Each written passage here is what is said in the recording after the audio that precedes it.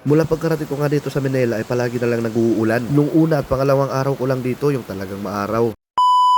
Ayun nga at halos ayaw na nga tumigil nitong ulan. Mag-iisang buwan na ako dito pero putik parang 2 araw lang ako lumakad na maaraw. Kaya yung ibang lakad ko ng pag-apply ay hindi ko na video. Katulad nito pagkatapos ko mag-apply ay diretso na ako dumaan dito sa simbahan ng Quiapo.